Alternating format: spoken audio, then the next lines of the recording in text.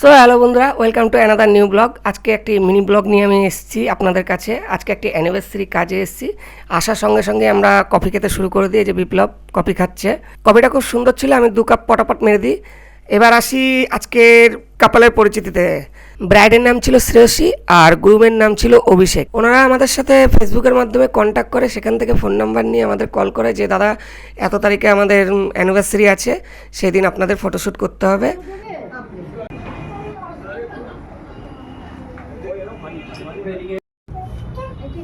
এটা তো তোমার একটা ফ্রেন্ড এসেছে, দেখো। ও একটা ফ্রেন্ড এসেছে।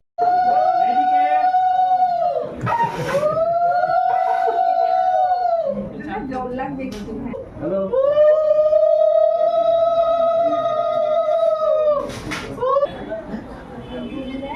এই যে সোয়েটার পরে আছে,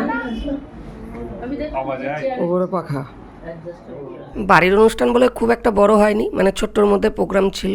তাতে কিছু আশীর্বাদের ছবি, কিছু গ্রুপ ছবি আর কিছু অভিষেক দা আর শ্রেয়সীর কিছু পোর্ট্রেট ছবি তুলে আজকের মতন ফটো সেশন আমরা কমপ্লিট করে আমরা সোজা খেতে বসে পড়ি।